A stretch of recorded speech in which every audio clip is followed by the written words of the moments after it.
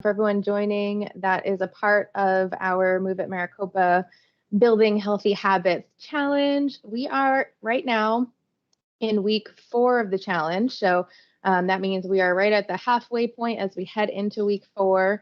So still plenty of time to keep getting those steps in and keep just being active and always working to improve. Our topic, building healthy habits, as you know, we've been doing these weekly events. And we've talked about goal setting. We've talked about getting organized, and kind of in that same regard to getting organized. This week, we're talking about building a morning routine that works for you. I personally, can attest to the power of having or not having a good morning routine. I've seen both sides of it. The positives and the negatives. And, I think we can all agree that whatever that routine looks like that best fits our lifestyle, when we can apply that and be consistent with that, we find so much more balance in our life. We find just more productivity.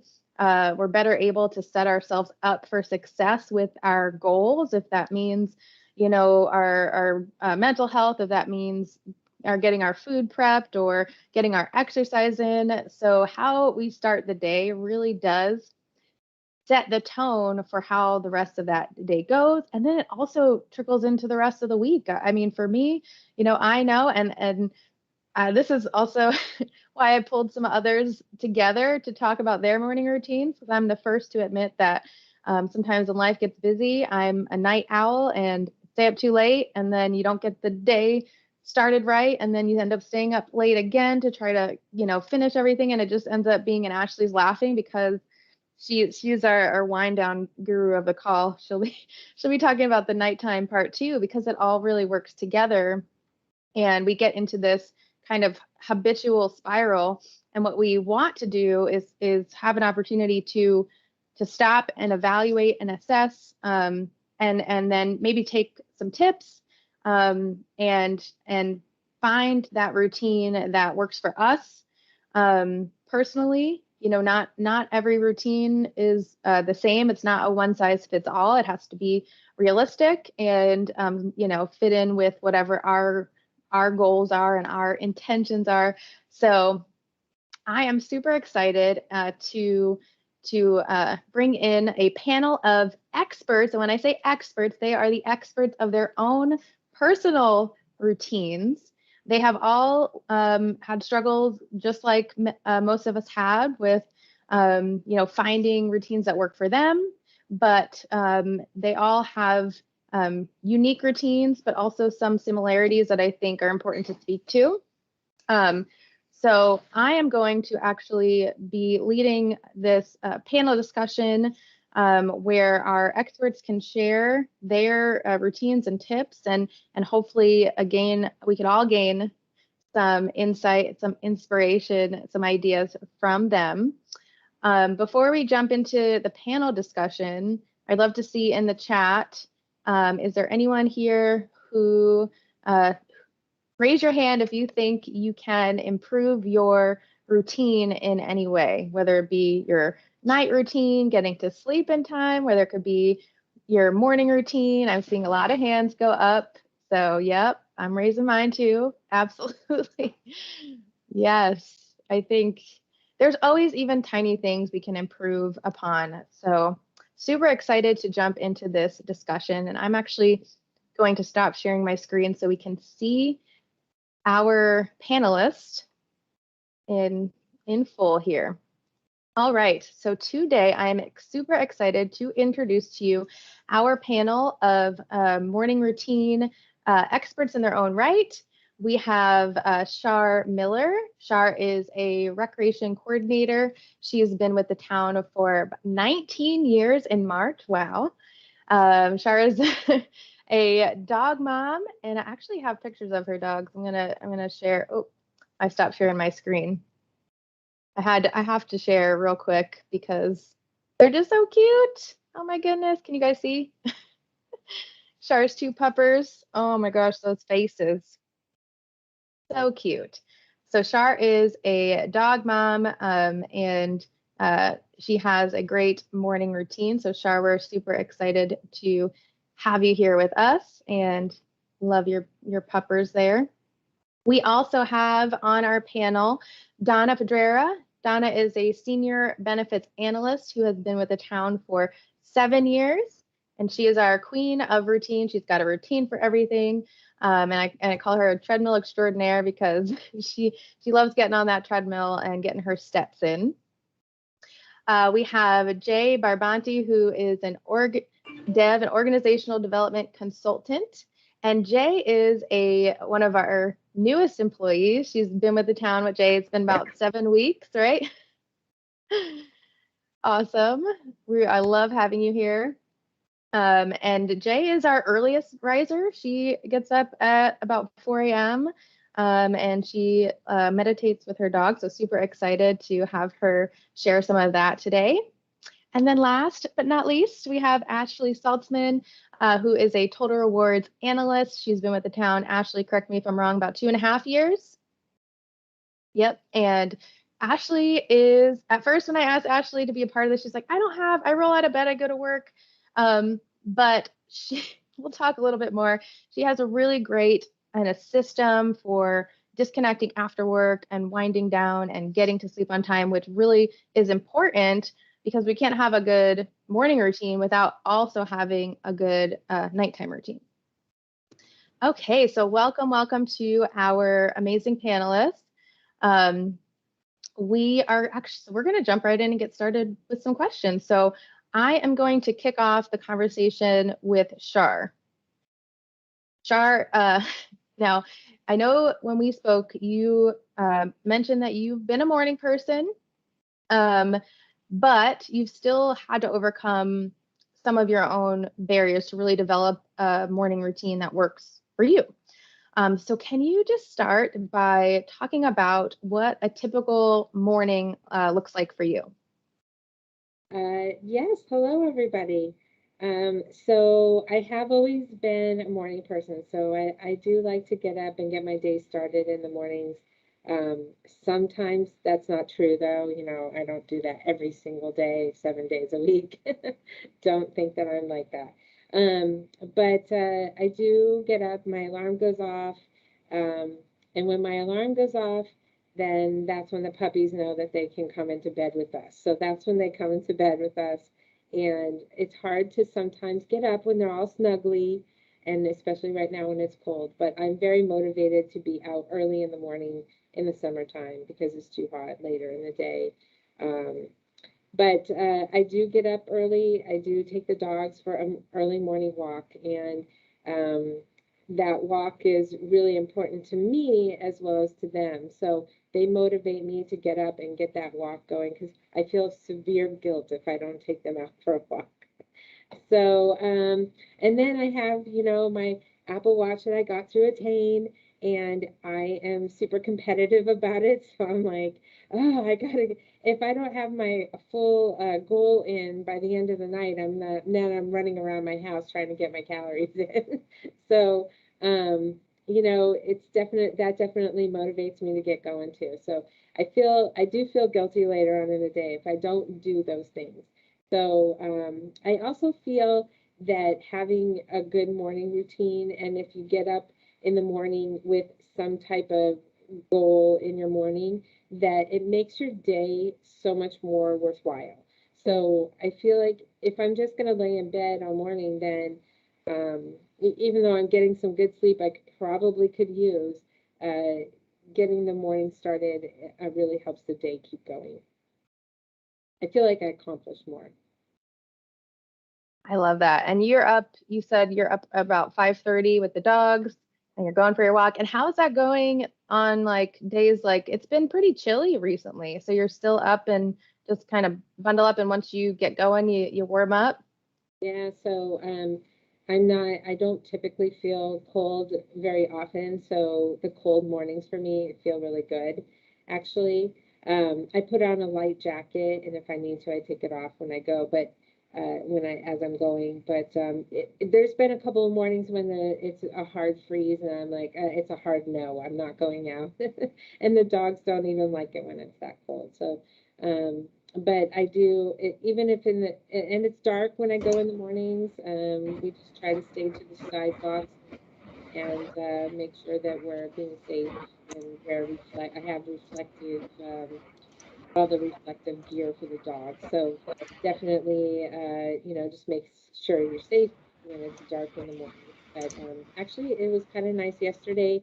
I did not get up in the morning and take the dogs yesterday morning, so I felt bad. So when I got home from work, I took them out, and everybody was out, and the kids were playing, and other people were walking our dogs, and my dogs were jerks just because they're like, oh wait, it's supposed to be dark and we just walk and we just go, and they were looking at everything, so it was kind of funny. But we do like that morning time. It's quiet, so I have time to unplug, and I don't look at my phone, I don't listen to music, I don't do any of those things. I just walk with the dogs and kind of in my own head. So that's a good time to just reflect also. Yeah, that's one thing that we talked about that stood out to me when you said you don't use your phone and you don't play music.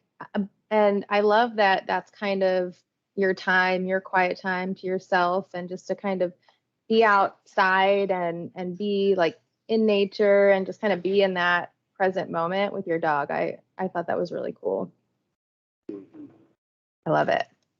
Well, thank you, Char. And, so in talking with all the panelists, you aren't the only one who incorporates exercise into your morning routine. We also have on the panel Donna, who also incorporates some physical activity. So Donna, would you mind sharing with the group here what your morning routine looks like and why, what are the reasons for you for making physical activity a priority? Well, thank you for having me here. I appreciate the opportunity to share with everybody. Having some technical difficulties, so I'm flexible. As you see, I'm back on my phone again because as quick as it came on, the internet went back out. So flexibility is the key to the game. I get up early in the morning because I just think I've always gotten up early in the morning, about 5:30, and I try not to upset the rest of the household. So I kind of bring my clothing and my workout clothes into my office, because I have a treadmill and I have a exercise bike. So typically my morning consists of getting up, tiptoeing out of the bedroom, closing the door, going into my office, making a cup of tea, bringing it to the office, follow that with a little meditation, some prayer. That's part of my routine every morning that I do. And then I get on the treadmill and I say to myself, okay, this is going to be the hardest thing that I have to do today.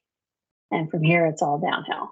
Because I don't know, I guess you could say you love to exercise, but I'd be lying if I did. I mean, I do it because it's good for me. It helps with my stress and my anxiety. I have an anxiety disorder. So I get on there, gives me an opportunity to watch my fluky shows that I like and not have to argue with my husband. I have my laptop in front of me on the treadmill and I'm hooked in. And for 60 minutes, I'm just moving and get that over with. And I feel like, okay, I can conquer the world from here on in and get off and log into work and just start from there. And I can't tell you that I get up every morning at 5:30, but I know I get up every morning, Monday, Tuesday, Wednesday, and Thursday at 5:30. And then sometimes I'll sleep until 6:30, 7, but it's always the same routine. Get up and do my thing. Much like Char, I feel like I could be laying there in bed, but I think it starts to lay there if I wake up and think about all the things that I need to do. And I hate to be like, okay, I got this list of to-dos and now I've got half the day to do them in. And so it's just easier if I just get up and get it over with, as I say. And I know I asked you, Donna, when you said you do 60 minutes on the treadmill. I was like, how do you do that and not get, I'm like looking at the clock every couple of minutes if I'm on a treadmill, but you mentioned you take your, iPad with you and you watch your shows, and that just kind of makes the time go by, right? And you don't have to, it overcomes that barrier that some people have of having to either just get out of your house or go to a gym, which sometimes can, just be difficult in the morning. So you don't have that, holding you back. And how long have you been, how would you say you've been doing this morning routine? I'd say at least 20 years. Because I used to run, and then I used to run outside, and then I don't run outside because I almost get hit by a car. So we got a treadmill, and we had in our other house, we had it in the basement. And so I would just go down into the basement and get up very early and not upset the house and do my routine and get it over with. But it's always been a routine for me to wake myself up and get prepared for the day. And as I said, I suffer from anxiety. So having a routine helps remove that anxiety when it kind of calms you down, knowing that this are the things that I know in my day today. These are the known variables as opposed to the unknown variables. Absolutely. Thank you, Donna. And one thing that sticks out to me too is when you said you don't always enjoy exercise, but what you do is, and I think this is key to making any routine work, is you found a way to make it enjoyable for you by, doing, watching your shows and you knowing you feel good afterwards. So I think that's, key is finding ways to make it not so boring and make it more enjoyable. And and similar to Donna, so Donna, you do some form of meditation in the morning. Jaye, you also incorporate meditation into your morning routine, and I know you said you've been meditating for quite a while. So I'll jump to you next. Can you talk a bit about your meditation routine and how meditating just overall plays an important role in your life? Sure. I get up at 4 a.m. every morning, even on my days off. It's just a routine, so I can basically do it without an alarm clock at this point. But if I ever do try to stay in bed for a little bit longer, my senior dog, who comes down and meditates with me, will wake me up. So we come downstairs together at 4, I make some coffee, and then I meditate depending on my mind frame that I'm feeling in the morning. It's usually around 20 minutes or so. Um, and then just hang out with the dog and walk her and spend some time because she's a senior. So I like to give them all some individual time. And then after that, my other dog will come down ready for breakfast. I'll feed them. And then my senior dog goes upstairs and meditates with my wife. And then I spend some time trying to figure out how to remove obstacles from the day with my other dog. Awesome.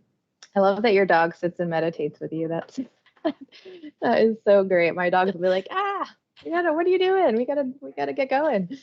The two seniors do. The puppies are like, no, they want to run and jump all over you, but the two seniors will chill and hang out, and it's kind of their routine as well. Like if we try to switch it up, they're like, no, that's not how the day is going. So it's kind of nice to have them keep you in check. They do, right? Char too, right? Your dogs keep you in your routine. That is awesome. And you use Calm, you said, for your meditation, the Calm Yep, app? I love Calm because on there's like daily meditations. There's ones that I do a lot of stretching, and they have ones for stretching. They have ones for kind of like yoga poses for the day. There's ones if you're angry. They're all like spread out of time. So if you only have 5 minutes, you can pick a 5-minute one, or they have hour-long ones. So depending on where you're at and how much time I have, I love it. And we use it at night too because they have sleep stories on there. So it kind of calms you down for the night. I know we're not talking about the night yet, but it's also good for that as well. You can definitely use it. Absolutely. I love that. And you mentioned, so your wife Amy also is doing the meditating in the morning. One thing you shared with me is that unlike you, she was kind of new to meditating and maybe had a little bit of resistance at first. Can you talk a little bit about that and kind of where she's at with it now? Yeah, she never quite understood meditation because when she had tried it in the past, she could never kind of get it or get into that mind space where she thought she should be. So I actually introduced her to Headspace. And what's cool about Headspace is they have YouTube videos that are actually visual. So for someone who needs like more of a visual walkthrough of meditation, it kind of gives you something to focus on. So you're not just, sitting there without any visual trying to like figure it out in your head. You can watch something and it'll kind of guide you through and get the thoughts to kind of calm down and stuff. So she had a hard time at first and understand it, but started with the shorter versions of it.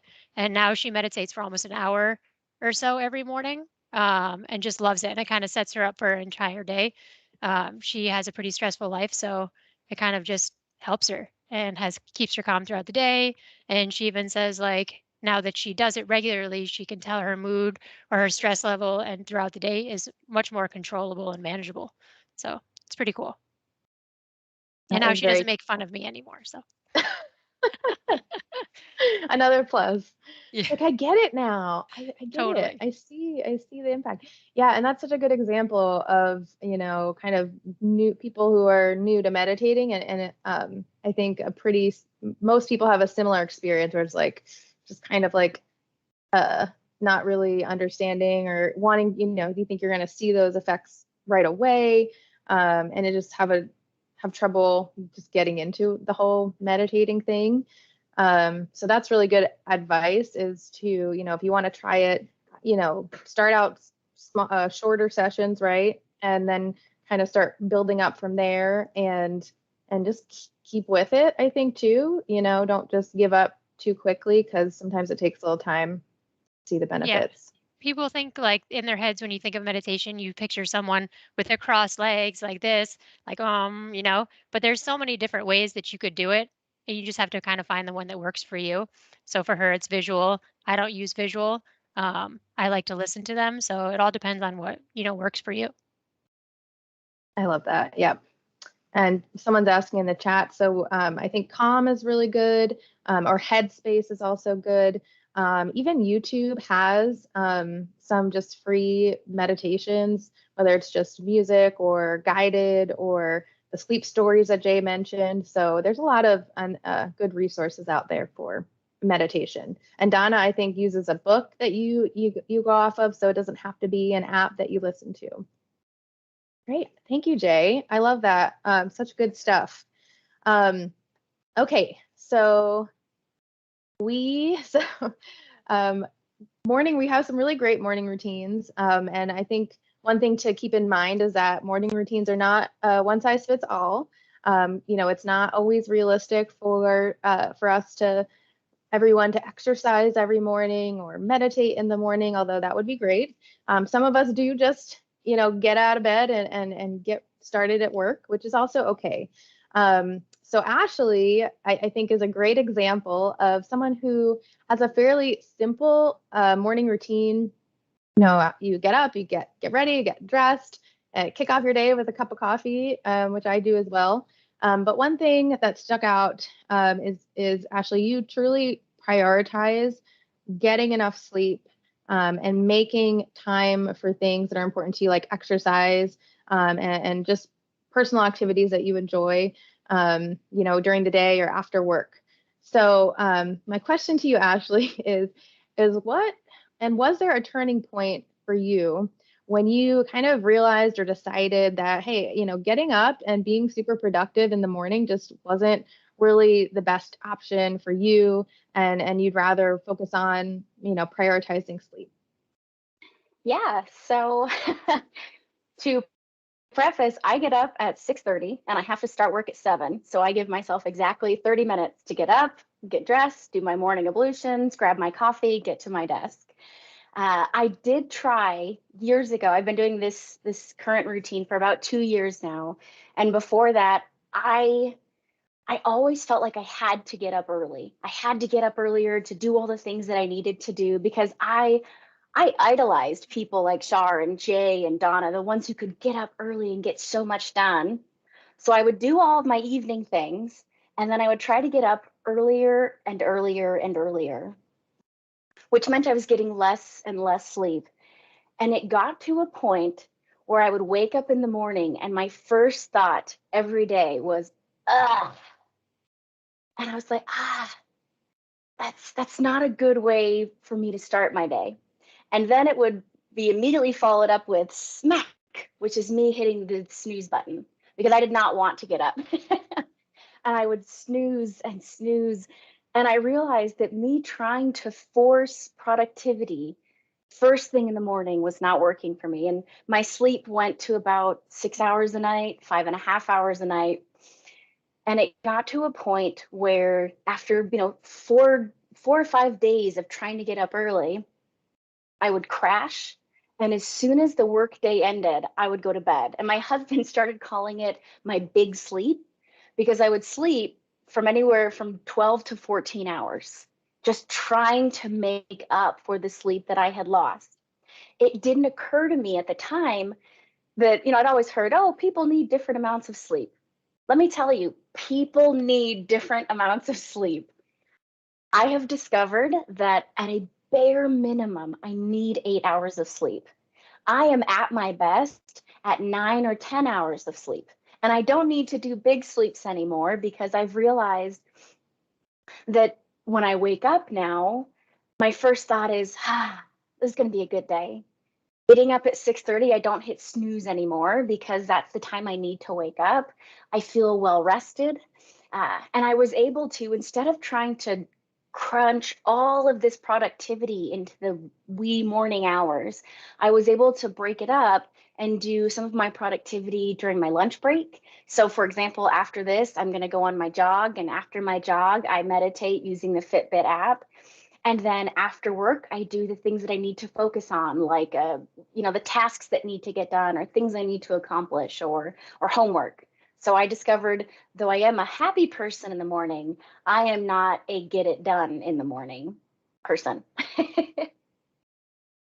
Yes, thank you, Ashley. I think that is so big to hear, especially after hearing all of these wonderful, productive mornings, that there's different ways to do things. You don't have to be productive in the morning and that's what I think is so great about you is you have that self-awareness. And that must be your secret, right? To being so positive and so chipper is like, you prioritize your sleep, for yourself, that you needed a little more sleep maybe than most, and that you just function better that way. So I love that. And another thing that stood out in our conversation is that you have a good way of kind of disconnecting after work and winding down to the night to make sure you got some good sleep.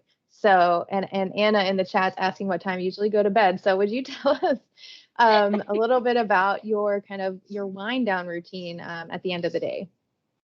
Yeah, so I know I had sent it to you. It's an acronym and it's CAW. So I'll go ahead and type that in here.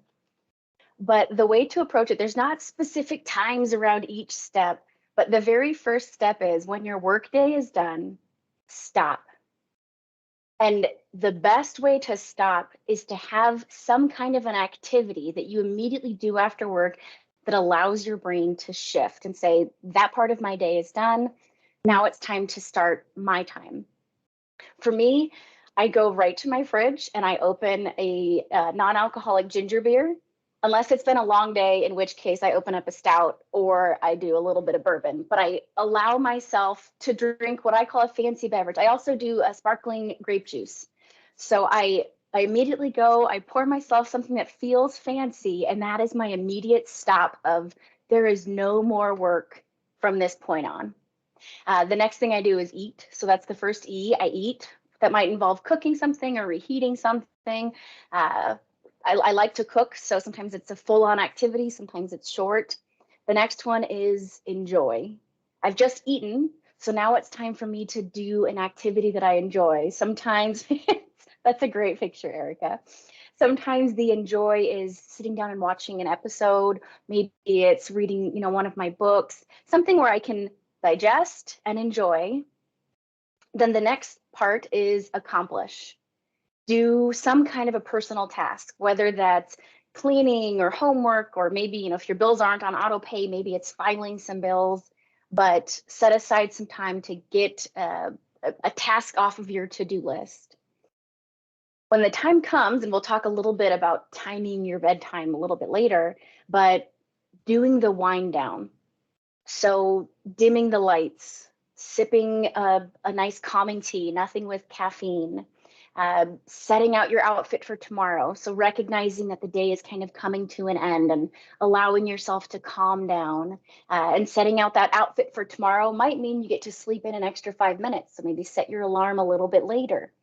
And then stay away from screens if you can. Most smartphones have built-in sleep functionality, so you can tell it when you plan to go to sleep. It will automatically dim your screen for you. If you have a tracker, you can set sleep windows as well, so when you lift your wrist, it won't light up at you. Just kind of prepare yourself for the sleep that's coming. And then finally, that E in SIA is it's the end of the day. Get to bed with enough time to settle in, get comfy, and fall asleep on time.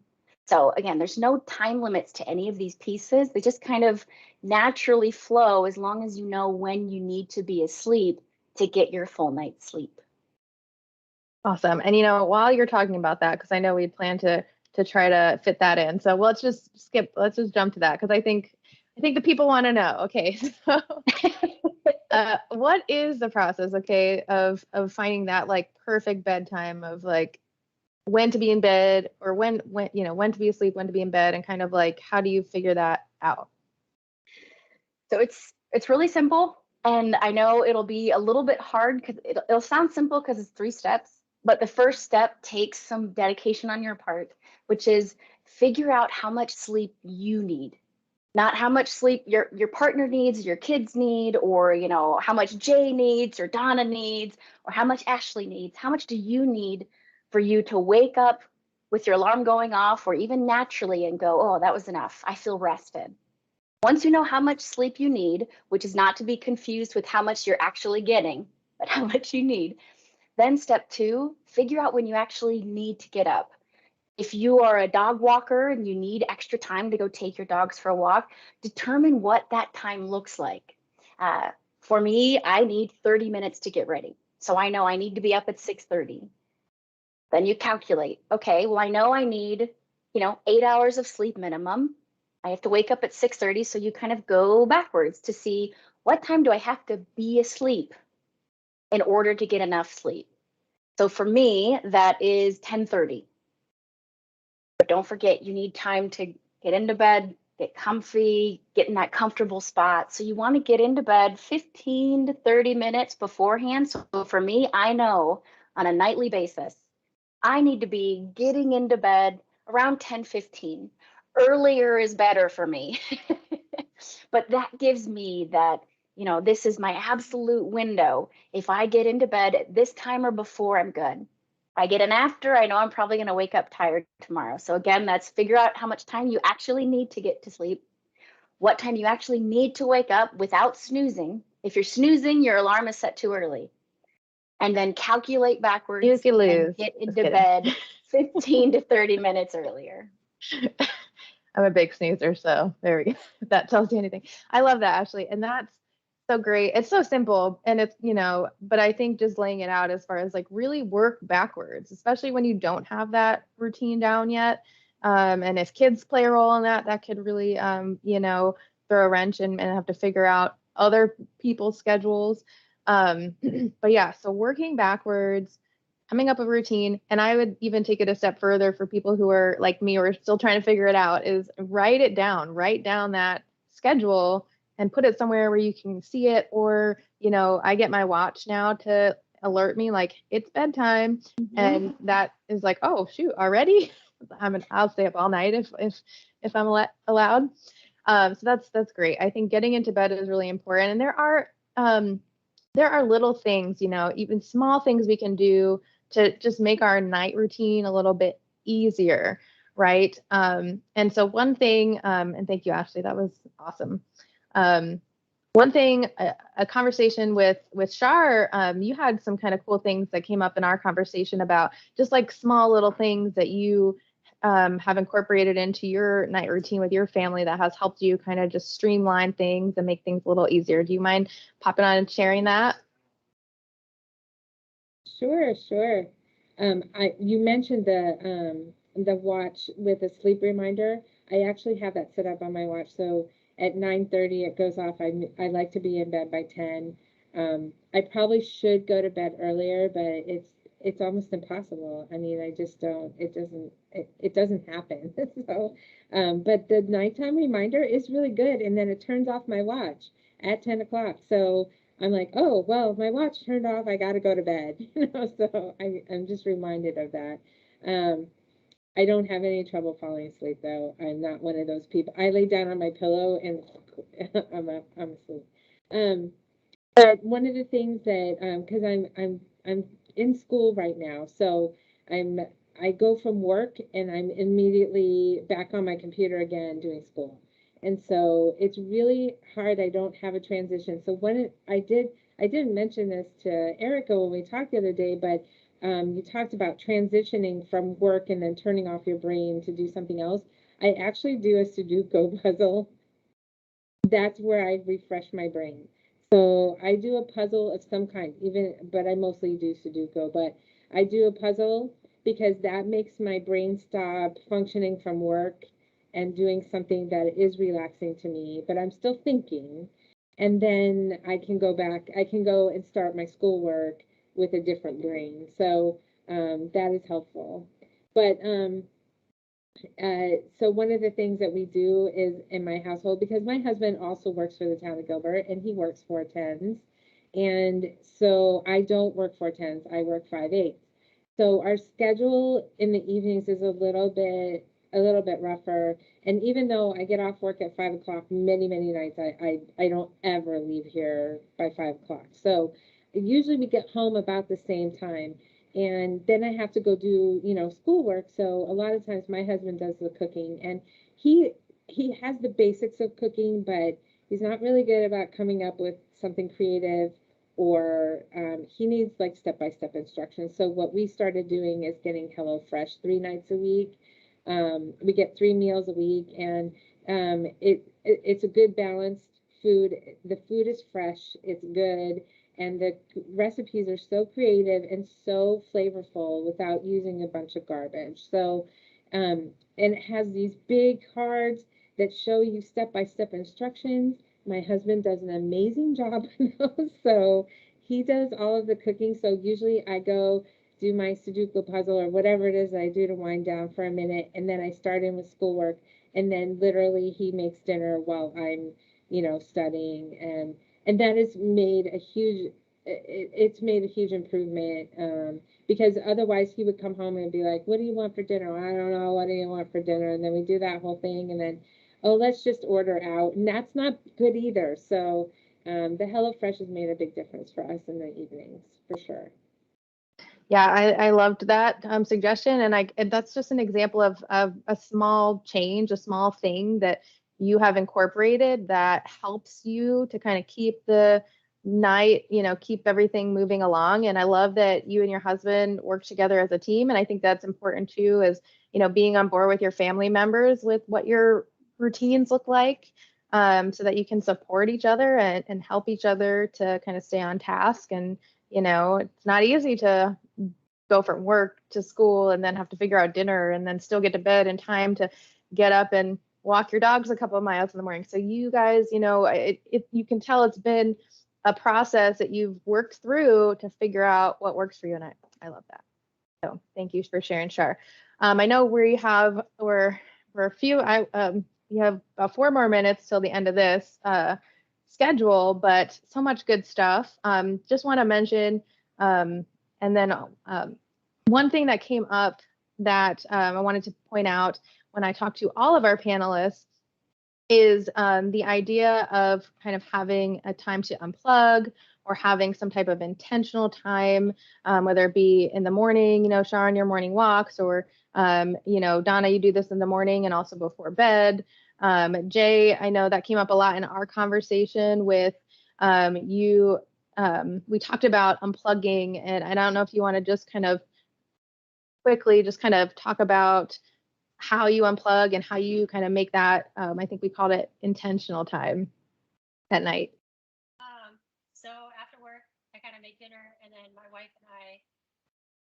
Thank you. Sorry.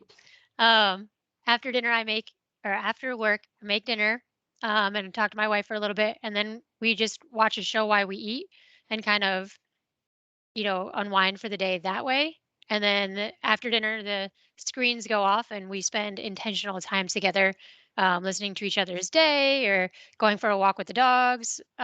We lead pretty busy lives, so we just, Ashley, um, we just try to spend as much quality time as we can together every day. So that's one thing. We just put the screens away. And at night, we both also have the thing that tells us, hey, it's time to unwind, and that kind of thing to get us ready for bed. Um, but yeah, just trying to lessen as much screen time as you can when you're around the people that you love kind of helps, I don't know, the relationship and just being calmer, I think. I think that when we're on our screens so much, we kind of force ourselves to be a little anxious. But with that, it's, intentional time to be with the people that you love. So Yeah, I think that's so great in so many ways, from the relationship standpoint to just even just winding down and not having the lights from the screens that keep you up. Even Donna and I talked about, Donna, you stay away from like any TV shows that are like really scary or really stressful, because even just that, can keep you up at night. So Donna, being our queen of routine, I wanted to finish out with you, and just have you had some really great tips, on how to keep a routine, how to, I think too, we can have the best of intentions, but sometimes actually falling asleep is hard. So can you, before we close out, share some of the things that you do or you would recommend to kind of wind down at night and stick to a good night routine? Well, as I mentioned before, exercise activity is a great way for me to de-stress. So once I finish working and I log off, I get back on the treadmill and I walk slowly for about a half an hour and kind of read through my emails that I didn't get to during the day, my own personal emails. And then once I get off the treadmill, I go and take a shower. Now, I always was a morning person, shower in the morning, but I find that showering at night relaxes me. So I use some lavender soap and, start to get into the aromatherapy.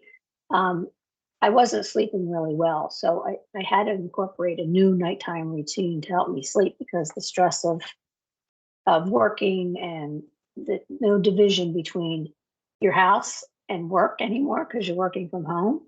So that I established the routine of taking a shower and then, getting the bedroom ready to sleep. We eat our main meal during the day, so I don't eat in the evening. That's my husband and my time. We come together during the middle of the day and we have a nice meal together. And so in the evening, we have some chamomile tea. We sit down and we talk about the day after I get out of the shower. And I try to stay away from any kind of stimulants. I don't drink, no coffee, no chocolate, no alcohol, no stressful shows, that you're thinking about how did they, how they did it or why they did it. And I use, and I told Erica about this, an Audible app.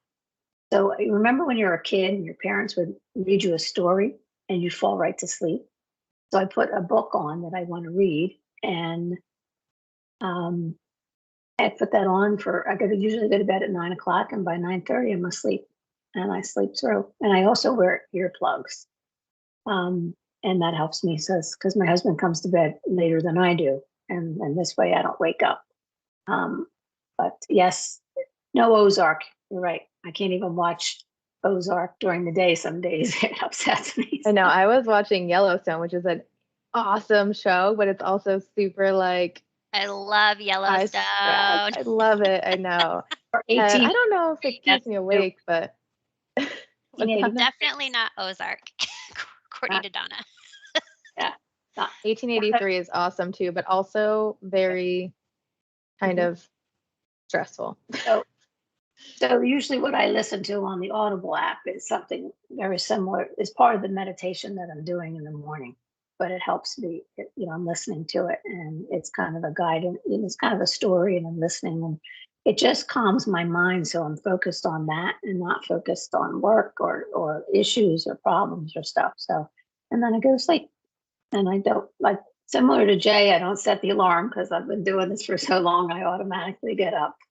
But, and I wish I was like you, Char, where the minute my head hit the pillow, I fell asleep, but it's not. My husband's like that. I wish I was like him.